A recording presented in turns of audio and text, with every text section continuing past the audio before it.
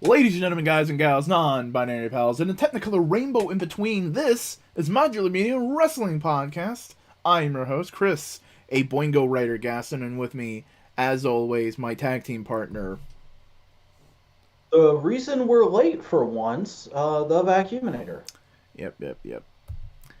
I am very tempted to repeat my building baby joke, but I won't.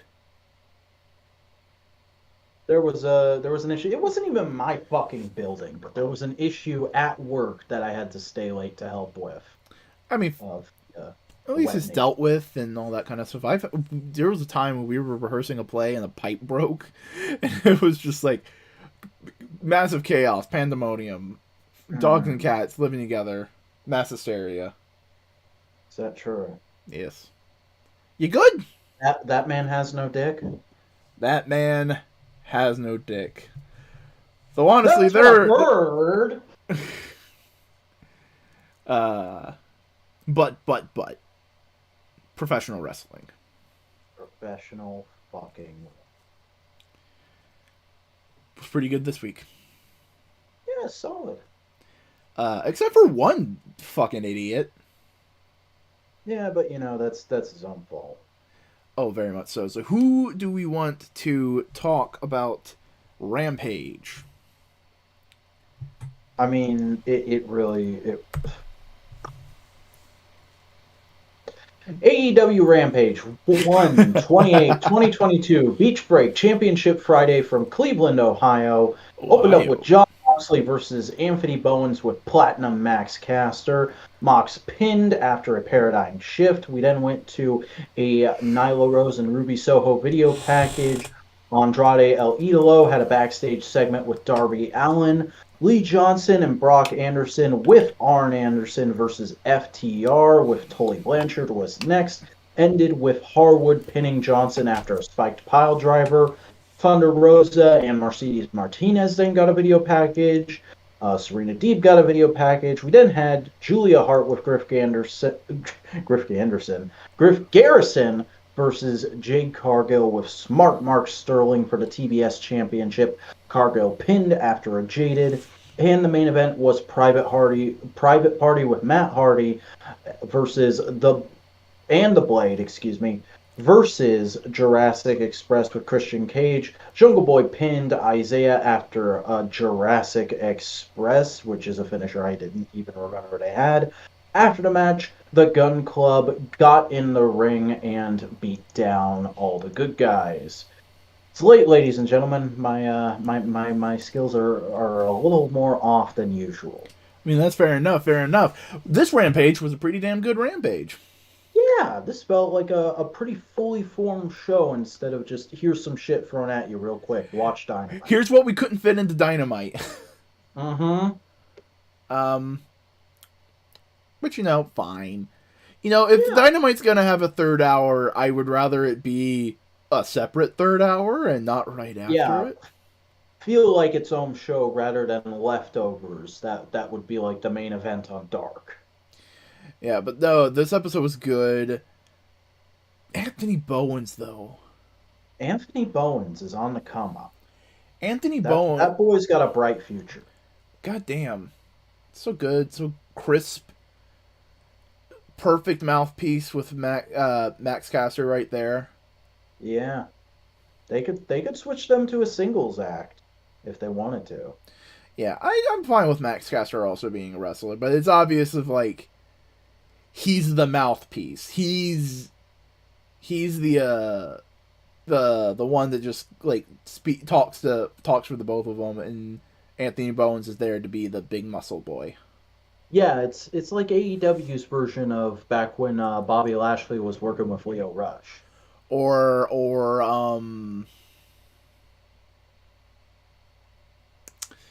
the dude he has a tattoo of a microphone on his hand.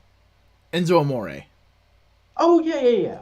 Enzo and Big Cass. Yeah. But good, solid, great. It's also really nice to see fucking John Moxley back in the ring. Hmm. Andrade and Darby was fucking hilarious though. Andrade's new fucking gimmick of just, can I buy you? I want to own you. Money? Will this work? You do not understand how business works. I'm trying to be a businessman. I am professional businessman. It's fun. Do Like, you not smell profits? goddamn Elon Musk Andrade. Gotta love it. I was thinking of Hondo Onaka, but sure. But no, he's just a guy who goes around like, can I use money to solve my problem? No? Alright then, I'll fight you. It's fun. It's a good, solid character. It's at least Speaking more of of a character than what he had beforehand. yeah. Because that was basically like I Am Scary Mob Boss, which isn't a character, it's an archetype. You need a little bit more. And I think this money, I want to own and control people, works really well. Yeah.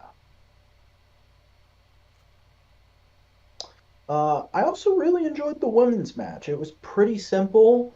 It was a basic Jade squash, but it worked really well as an advancement for Julia Hart's current story. Mm-hmm. Yep. Just she's getting overconfident and she's running up against a wall because of the effects the Black Mist had on her. And I'm interested to see where that goes. Very possible. Though we may need to rethink the Mist theory, considering what was going on with Pac. Though I do have a theory for the Pac discrepancy. Might be the best way to describe it. Oh boy. Oh yeah. It's going to be very simple. It's 2 seconds long. Don't worry about it. Okay. Yeah. Also, the video packages for women's matches and women's feuds were really good too. Serena Deeb running up the fucking Exorcist stairs. Just, wow, threw me for a loop. They were there. Why not? Yeah. Yeah, Jungle Boy Private Party. Jungle Boy Luchasaurus Private Party. Fun match. Yeah, good solid schmooze in the main event. I just had a fucking dumb thought. Oh, just now? Fuck you. What if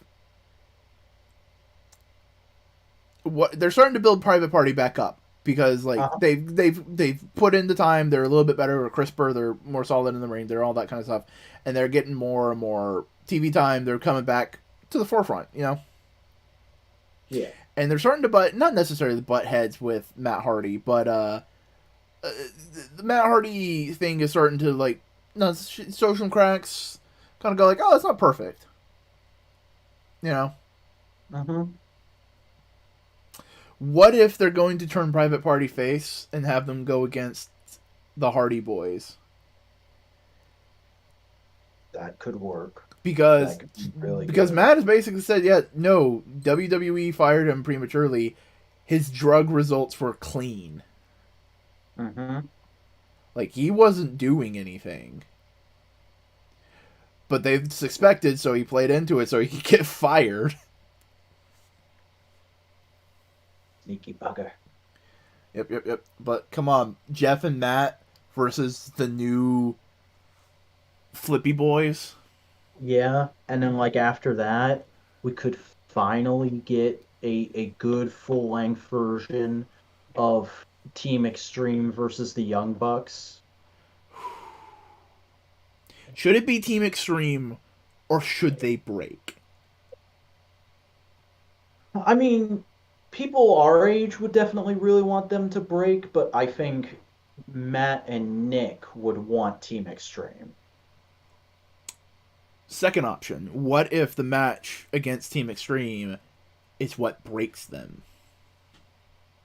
Oh. Yes. Cage match.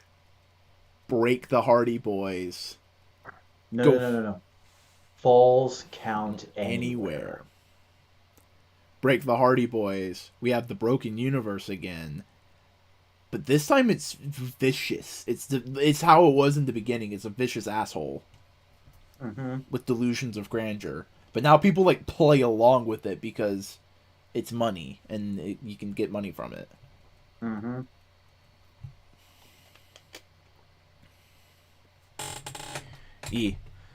I'm trying to think of anything else in the show that we want to talk Uh, about. was Anderson and not Anderson versus FTR at all interesting to you? It was a good match, and it was interesting to that extent, but that's about it. Yeah, it didn't do much for me, honestly. I mean, it's probably going to be interesting in the upcoming weeks of like, oh, what's FTR going to do? Hmm. You know, that kind of thing. But it's a win for FTR. Uh, Brock got some TV time. Yeah, It's fun. It's nice.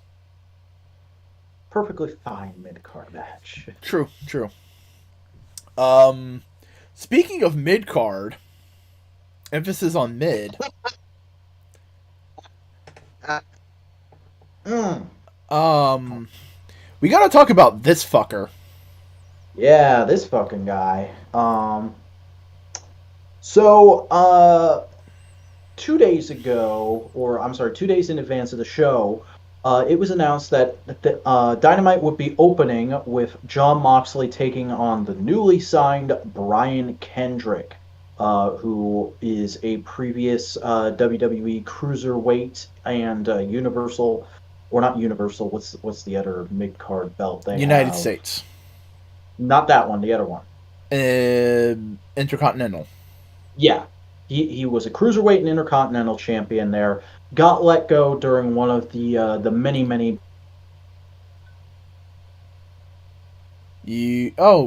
What? He's Yeah, Discord cut out for a second. okay. So he got let go during the pandemic and has just been kind of floating around. Nobody knew anything about what he was doing, but apparently AEW scooped him up, signed him, and he then came into for this match with Moxley, and shortly thereafter, somebody pointed out, "Hey, this guy's kind of a crazy conspiracy theorist fucker. Like, here's a video of him at a rally denying Sandy Hook and the Nazi Holocaust to the Jewish people at the same time. Yeah. Fuck." And Tony Khan went, "Oh, fuck. Yeah, no, that's we don't like that here. Get rid of him." I mean, And it's understandable because, like, hey, you're not gonna you're going off of buddy system with a lot of wrestling. You're going like, oh no, you worked with Brian. Yeah, I've worked with him. He's fine in the ring. He's safe. All right, cool. We mhm, can sign him up. And then the fans go like, no, he also does this. Fuck. Okay. yeah. And I mean, like, it was impressive how quickly they reacted because I saw the match when I went to bed on Tuesday.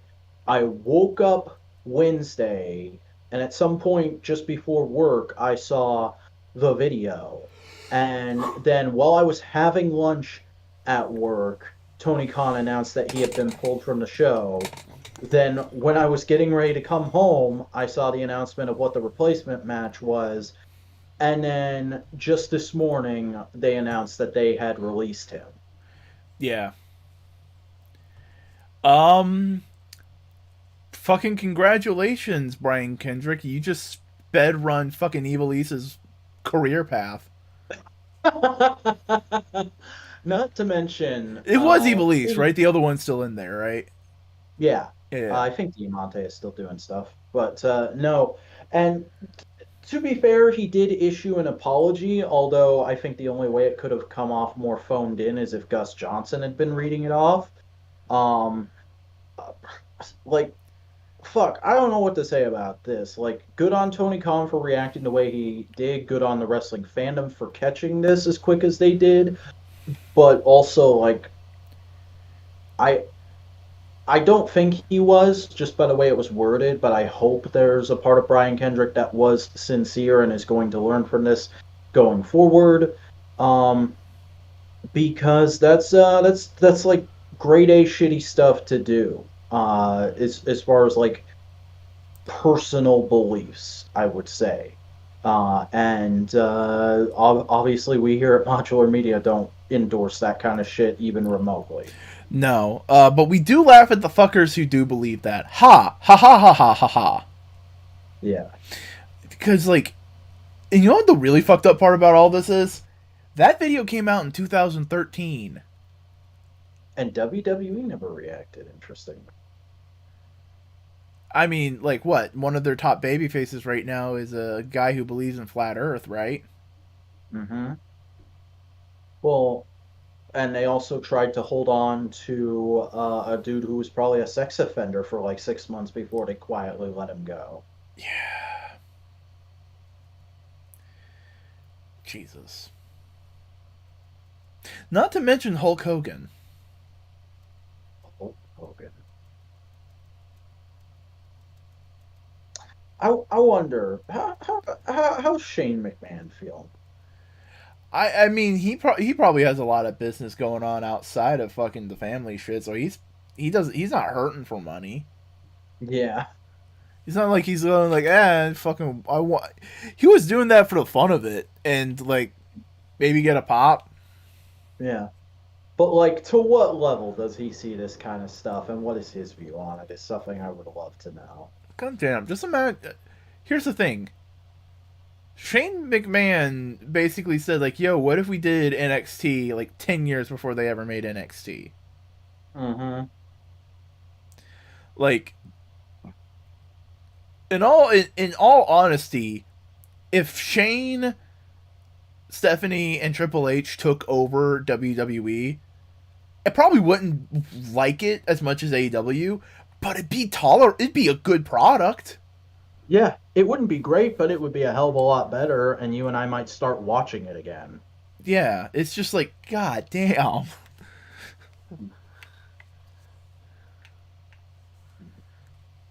It's ridiculous. And whole world's ridiculous. It's weird times we're living in. People don't enjoy streaming shows that are amazing. Fucking I saw a fucking take that Peacemaker wasn't that good. And I'm just like, fuck, dude,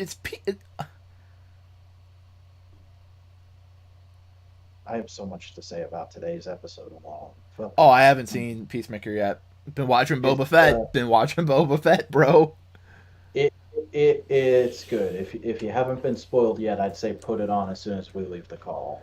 I will try, but uh yeah. Fucking and if you want to hear us talk about Peacemaker, tune in on this channel on Sunday where we talk comics and TV shows and all that kind of jazz. Yeah, No Price Podcast. Subscribe and ring the bell for Sunday. Yeah, fuckers. Okay. There's a weird Spider-Man comic I read and I'm gonna have to fucking talk about because it's fucking weird. Like an old comic? No, it's a mini series like off to the side. It's not in the main storyline. Okay. Yeah. It's called The Savage Spider-Man. Oh, I've seen this. I haven't read it, but I've seen it around. It's weird. Nice. I'm excited. It is prime Sal sitting on the couch at Comic Pop going like, fucking what the fuck is this? With his And fucking... here I am just expecting you to make demeaning comments to me because 6-year-old Supergirl was in World of Krypton this week, and I was like, "Oh, this is really interesting. This informs her character in an interesting way. This scene does." But I mean, we can still do that. I think we need to talk about this week's Dynamite. Look at that Dynamite. Look at that little fucker. That fucker. But give me a second and I shall read off the card. All right. Doubly give me a second because I don't have the page up. Because I one-tabbed it. Do you have the one-tab extension on your browser? I do not. I've never really seen a need for it. I get up to like 30 tabs at a time and I'm just like, you fucking get rid of it. Okay. Okay. So, on this week's episode of the Dynamite, we have, on February 2nd, 2022, hey, it's Tuesday, from the Wintrust Arena. And nobody came out wearing Two-Face themed gear. I'm disappointed. If anybody would have, it would have been Penta. Yeah. in Chicago, Illinois. First on the card, John Moxley versus Wheeler Yuta with Orange Cassidy and Danhausen in his corner. Mox pins after a paradigm shift. After the match, Bryan Danielson confronts Mox in the ring. Ooh, wonder what they're going to talk about. Brandy Rhodes in-ring promo after that. Andrade Hardy Family Office have a backstage promo. Kings of the Black Throne versus Penta El Cielo Mero and Pac with Alex Apergentes of Death Triangle. King pins Penta after a Dante's Inferno.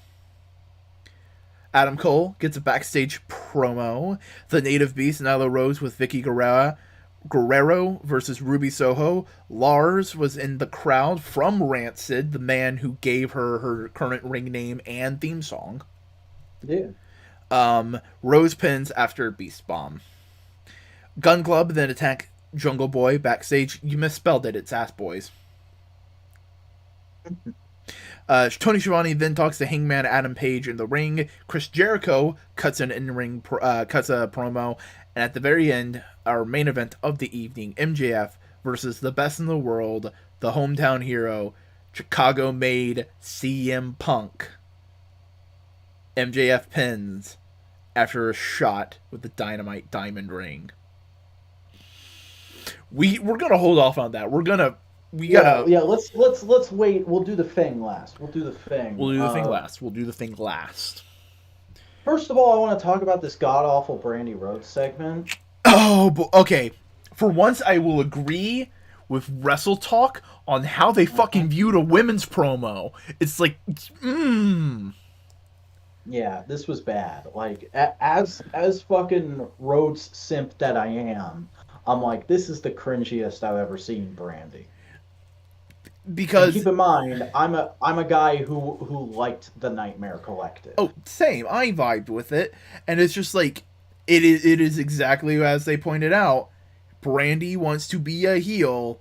They are trying to book her as a babyface, and it does not work. Mm-hmm. It's just not good. The only thing I could say positive about this is I like the idea that we might see Paige Van Zandt have an in-ring career in AEW. I hope her first match is just squashing Brandy. If it's got to be a match with Brandy, it needs to be a squash. That would be fun. That'd be fine. But individually, parts of this are fine. Brandy cutting a heel promo is fine.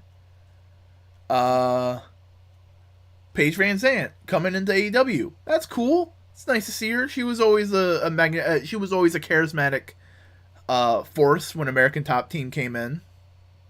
But like, and usually I like how they use Dan Lambert these days. Like, all you needed Dan Lambert to do was introduce Paige Van Zandt. So some of the comments he made, like the breasts comment, was a bit much for me. Here's and the then thing: if he's a heel healing on a babyface, it's fine because he's being an asshole. Mm-hmm. But it's just two assholes being assholes to each other. It's just watching two Karens argue. Yeah, and the comment to poor Ethan Page. My God, that was too much in my opinion. Yeah. Like, yeah, the wider wrestling universe exists, but like, I thought you were trying to build Ethan Page up as like one of your own guys. You don't need to bring up the fact that he's best known for a tag team, not in this company.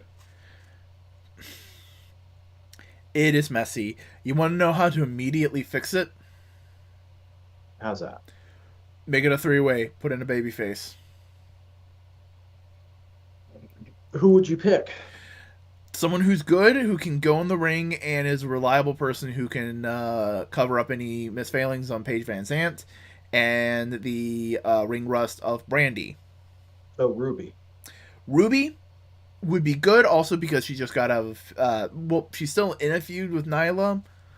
If you wanted to turn it into a fatal 4-way with Nyla and Ruby's the babyface going up against two heels and a heel who thinks she's a babyface and is working with Ruby, but she's an asshole. There could be some storytelling in there, but basically, you need a babyface in here. We don't have a babyface right now. Yeah. And like I like that idea. The only problem is, you know what Ollie Davis is going to start doing if that happens. Oh, all the No one can escape the pull of Brandy Rhodes' women's mid-card vortex. that happens 2 times in a like it goes over 2 weeks and he starts that gag. Buddy, it needs to go on for at least 4 weeks at a time. The Cody Zone card. I hadn't watched his Dynamite review in a couple of weeks, so I don't know when he started doing the Cody Zone, but that had me rolling my eyes so fucking hard. Also, that new rating system seems kind of dumb, but whatever. I don't work there. Yeah. It seems like it's just trying to placate everybody, going like, why are you giving Raw such a low number? Mm-hmm. Well, how about that Danhausen segment? What Danhausen segment? The segment where he cursed Jon Moxley and nothing else happened. Yeah. I mean, Wheeler Yuta had a good match. It was a fun match. Mm-hmm. Though that's twice now he's been killed by Jon Moxley. I hope they make a program out of this. Maybe. But ultimately, it is useful that Brian Kendrick didn't show up in AEW so they could do this bit with Orange Cassidy and Danhausen. So I wonder if this was the plan, or if like Danielson adapted his promo for this.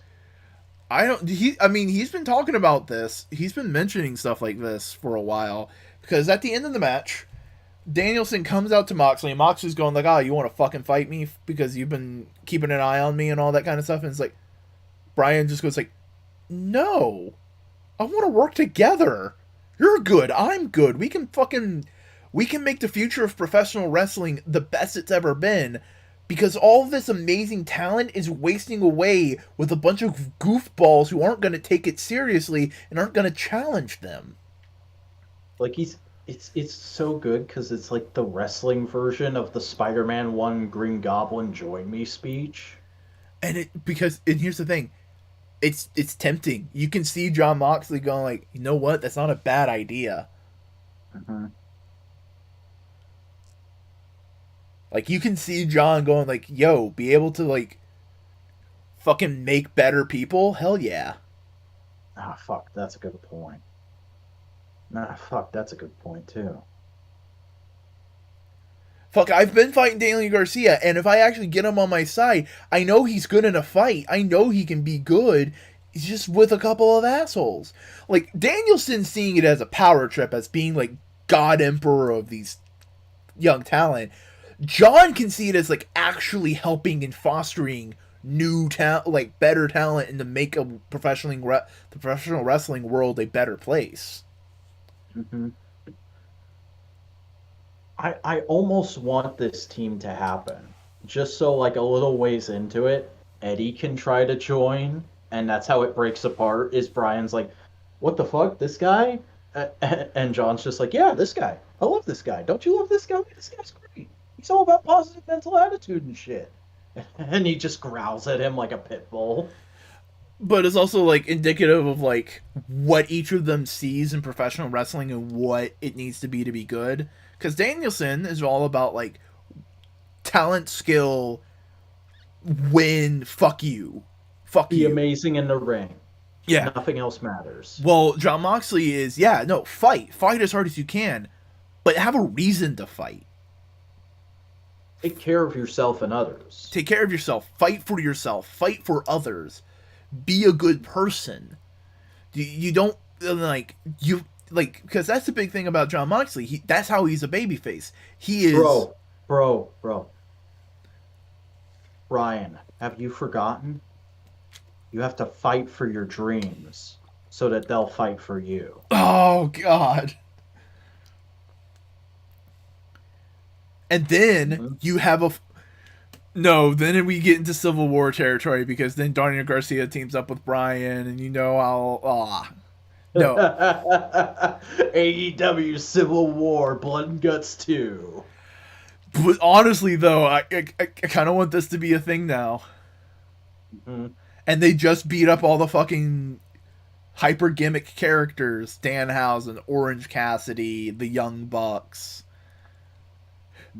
Oh shit! They adopt Layla Hirsch, and she goes after Chris Statlander more. Oh yeah, Layla Hirsch too.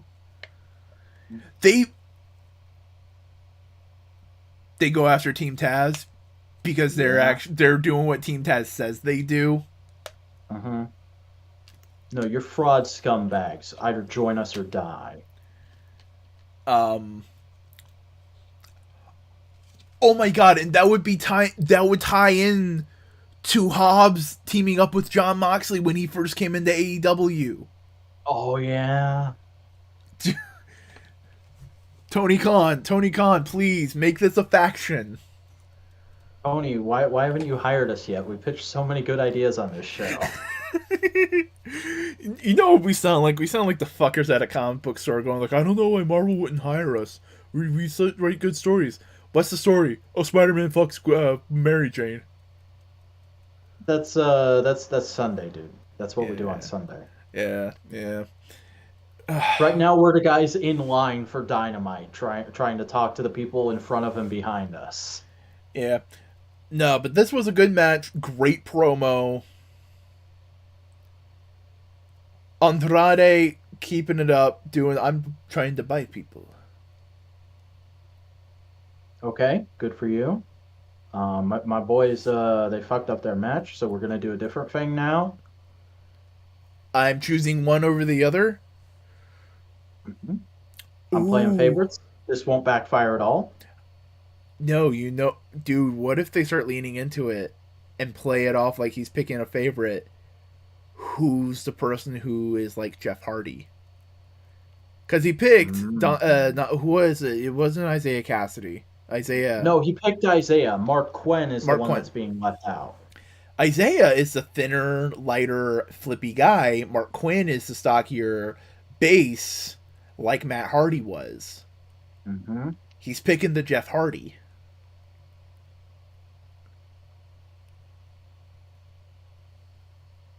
Maybe there's something there. Maybe there's not. I don't know. You could see. It could be a thing. Yeah.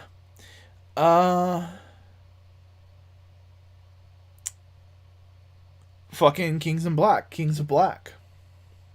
was a good match. I don't have much to say, except for like the opening spots with the blindfold were cool. Yeah. It was nice to see Pac at it again. Yeah. Oh, also, fucking Brody and Malachi. Also, because of this match, I did actually look up Pac's stats for the first time in a while. He is like a couple inches taller and almost the exact same weight that comic book Wolverine is. Ooh.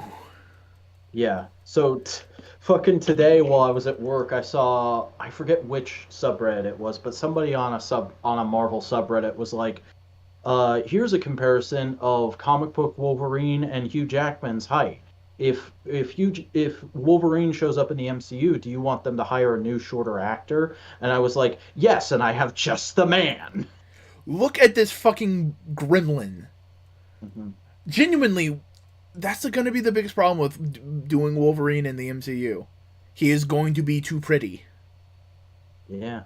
He needs to look like he just came off of a goddamn 13-month trucking logging adventure. Mm-hmm. Honestly, you could just hire Pac as is. He's got the right build right now. The only problem, need to put him in a fucking wig. Yeah. And give him extensive accent training. Yeah.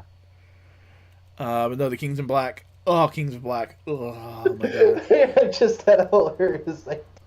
What if they hire Pac to do the body, and they get the guy from the animated series to do the voice? Because they're fucking redoing the animated series now. Why not? Fuck it. Why not? Adam Cole cut a promo. It was a pretty solid promo. probably the first time where we've said, like, oh, it's a lights out match, they're going to lose, and then claim that their record is fine. And they actually do that. Yeah. So it's nice to see that.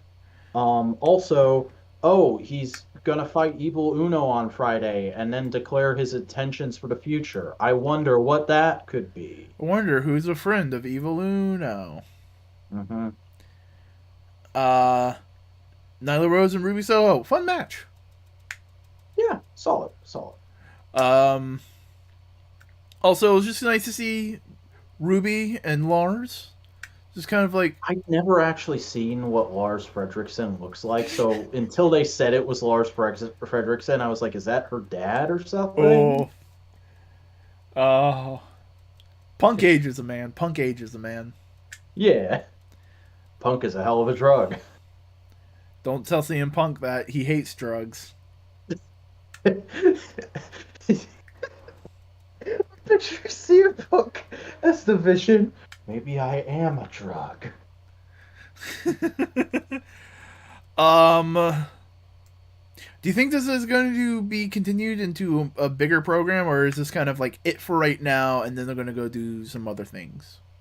Uh, I think it could go either way, honestly. I wouldn't be upset if it went into a program, but I also don't feel like I need it to go into a program. You know what I mean? Yeah. Here's the thing: I can understand like wanting Ruby Soho to get a win. That's a big thing. Ruby Soho needs a big win. Yeah. She hasn't had a big win in a while. She needs a big win. Mm-hmm. Don't know what that could be, other than maybe dethroning Britt. Yeah. But like, she needs a big win. And I feel like that's gonna be Thunder Rosa. Yeah. Here's the thing: Ruby has just kind of been like, what's the best way to put it? She's been the workhorse for AEW. She can reliably be there every week because she doesn't live in Japan. Yeah. And stuff like that. So like, you're really good, and you can make our heels look really good. Ruby, will you do the job?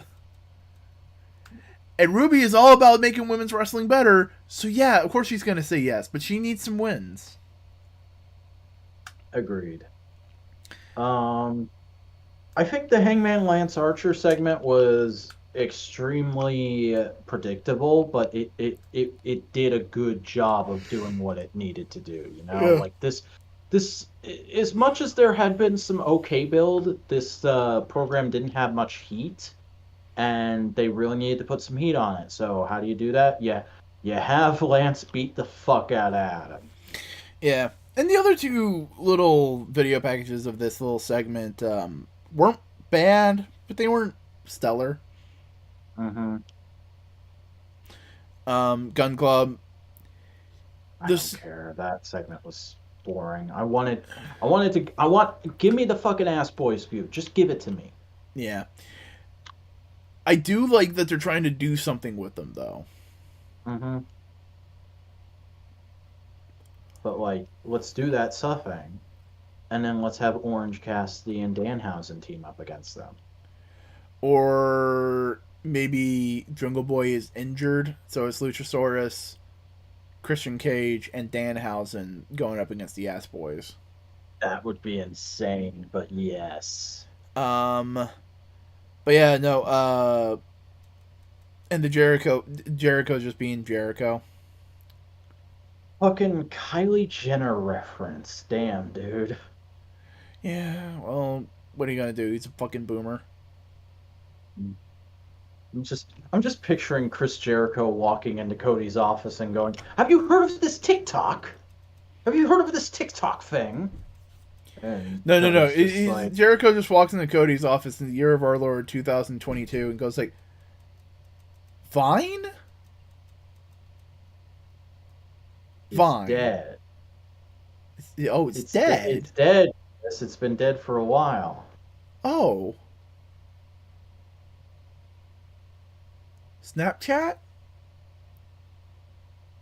I mean, sure, but I'm pretty sure it's just sex workers at this point. TalkTick? Ricky, do you want to get this one? Oh, speaking of fucking TikTok, there was that one TikTok I sent you. That was surreal. It was of Matt Hardy's wife, Rebby Hardy, who is Mexican. She's Latina. She's Latina. She's Hispanic of some form of variety.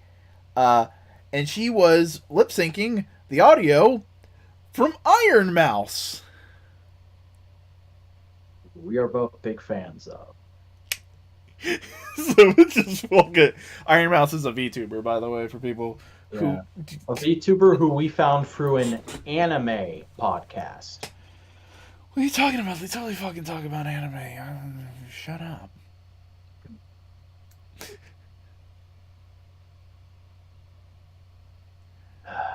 Okay, speaking of anime, the fucking main event. Oh my god, this fucking match. This was the only match my sister wanted to watch this week, so I made sure to pause it and go get her right when it came on, and oh boy, was it an experience. Boy, it was. This was 48 minutes long. No, the first match only went 20 some odd minutes long, and then they had a completely separate match because they restarted it. Fair enough. But, actually. Wait a minute, I think Justin Roberts' exact verbiage was, this match must continue. I know, I'm fucking being an asshole. I know. Which is why I'm being one too. But no, this match was phenomenal. Like, potentially top 5 AEW matches of all time we're talking here. If we're talking like total matches, yes, but if we're talking about storytelling in a match, yeah, number one.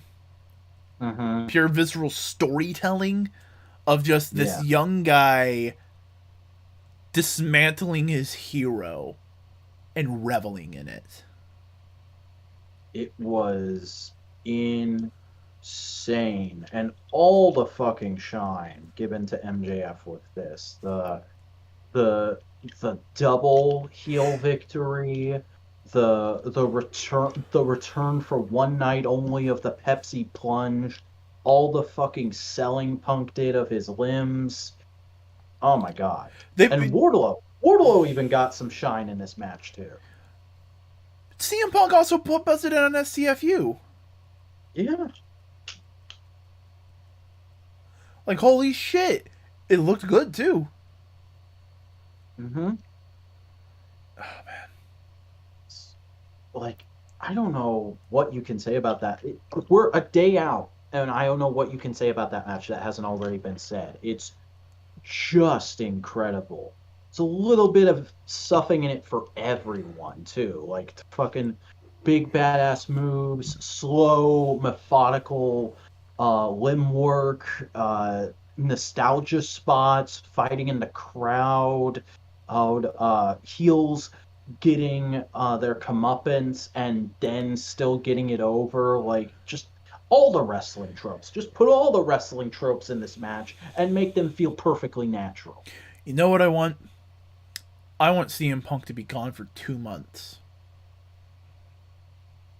I don't want him to show up on TV for 2 months. And I just want MJF to just every week come out and go like, I beat CM Punk.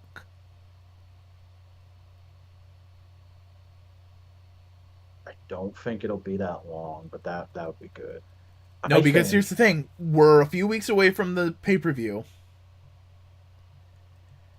So, do the pay-per-view, and then that's what, a month and a half between the pay-per-view and when he would return if it's 2 months? I mean, yeah, but like, I also think they'll want to still keep using him for a bit, and I wouldn't be surprised if he gets a pay-per-view match. Like, they could very easily do a rematch at the pay-per-view. They could do CM Punk versus Wardlow at the pay-per-view. True. I don't know. And there was also like cage match, stuff like that. Stuff of that nature. Dog collar match would be interesting. last man standing match because there was a lot of counting spots in this match. Mm-hmm. There's ways you can do it. There's things you can do. I don't want to see CM Punk in an AEW arena. If that's the way they want to go, rematch it at the pay-per-view. I don't want to see CM Punk in an AEW arena till that moment, and I want it to be built up in video. Like he's training at home and shit.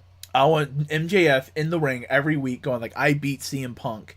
And then like 3 weeks or 2 weeks ahead of the pay-per-view, you just see on the video, a video package, you didn't win. You won by cheap means both times. You're not a man. You're a piece of shit and you didn't win. And anybody who's anybody will know this. You did not beat CM Punk. Right. And you know what? Put the shine on someone else. Wardlow beat CM Punk. Because Wardlow's the only reason you had that diamond ring. Yeah, and that camera work too. That was really clever. Mm-hmm. And the fucking crowd, like I know they got a little quiet at one point when they probably weren't wanting them to, but that's only because this match went so long, and I think this match went exactly as long as it needed to. Mm-hmm. But like the outrage and anger after that first loss, and then the utter shock and disbelief after the second one. Like, goddamn, that Chicago crowd had the same reaction to this match that Star Wars fans had to Episode 1. Oh, boy. But if anybody deserves the first win over CM Punk in AEW, it is MJF. Mm-hmm. And it's still a somewhat protected loss, which is just incredible booking. Mm-hmm. Also, it's protected in the fact that neither of them used their major finisher. Yeah.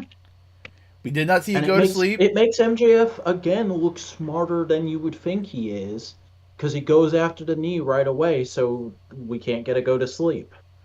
Don't have a go to sleep, but we also don't have a Fujiwara armbar. Mm-hmm. But we can get a Pepsi Plunge and a Dynamite Diamond. Pepsi Plunge, a Dynamite Diamond, and a Pepsi Twist. Mm-hmm. I mean, he's always done the Pepsi Twist. He's done it a couple times since he came back to AEW, but he hadn't done the Pepsi Plunge in, God, I think JR was right, 17 years. Yeah, but still. That might be the last time he ever does it, because I think he stopped doing it because he found out it's a potentially dangerous move, head injury-wise. Well, yeah, it's harder to protect someone when you're jumping off a rope. Yeah. And especially because you can't bump on your back, so MJF is like going head first into the canvas. Mm-hmm. So at least he's fucking cognizant of like, yeah, no, maybe I shouldn't do this. But I'm betting MJF was the one that was like, you gotta pull out the Pepsi Plunge one last time. At least MJF was gonna brag to all the people his age, like, I got to take a Pepsi fucking plunge. Mm-hmm. And Danielson is just on the side, it's just like, God, I took too many of those. And then John Moxley's going like, I want one. Can I take one? I like pain and damaging myself, please. And Punk's just like, all right, John, we'll go out when they put we'll go out and do it a couple times when they put the padding out while they're setting up next week. Sweet, let me pull out some thumbtacks and put them on the ring. No! Oh, buddy. No, this was a fucking good week of wrestling. Yeah, incredible. I mean, it's mainly that one match, but that one match. I mean, hey, John versus Yuta was also damn good. That was good. Fuck, it is late. But no, that was good. It is not that late, dude. It's only 11 p.m. Bro, I've been on my feet all day. I've been bent over in weird ways that I don't usually do. It's been an event. Oh, you were bent over in weird ways? Mm. Yeah, well, Oh, you know. mm. Oh. Anything for a sneak peek at the final issue of Woman of Tomorrow. Oh, lordy, lordy. But I think that's it kind of for wrestling this week. We'll have more things to say next week because more things will be done. Of course. Of course. Science. Excelsior. Would you like to tell the audience where they can find your shit? Hey everybody, I'm a Vacuuminator. I'm a YouTuber who likes toys and tokusatsu. I'm currently on hiatus, but I should be back by the end of the month. Maybe start next month. We'll see how things pan out. But if you want to go check out my massive backlog of bullshit, it's at youtube.com/thevacuuminator. I'm also on Twitter, tweeting and tweeting about every little thing that enters into my mind every day at the Vacuuminator. And I'm on Instagram posting photos of action figures and dogs at _Vacuuminator. Hells bells. Hey, howdy. I'm Chris of Boing Writer Gas, and I make a variety of content on the internet. Hey, you want to watch me stream on Twitch? Twitch.tv/Boingo Writer. You want to see me on Instagram or TikTok or Twitter? It's at Boingo_Writer. You can see it right there in the corner. Do you want to see me make content on YouTube? Hey, all you have to do is type Boingo Writer into the YouTube search bar and you'll find my shit. It's fucking cool. It's video essays and video editorials. Yeah. But in the meantime, we don't really have much left to say about wrestling, do we? No, we don't. But we do have stuff to talk about. Modular Media. If you like this podcast and you're on YouTube, give us a like, give us a comment, give us a subscribe. And if you're on a podcasting platform, give us a follow. It'll help us out. We also have other podcasts that we make, including Components, where we talk random bullshit, just whatever we feel like. We also have No Price Podcast, which we've talked about a couple times on here. We talk Marvel comics, movies, merchandise, and more. The More does a lot of fucking legwork on that show. We also have Twit. You want to tell them about Twit? Tokusatsu podcast every week, yes. Nice. Yes. Intro? Yes. Okay.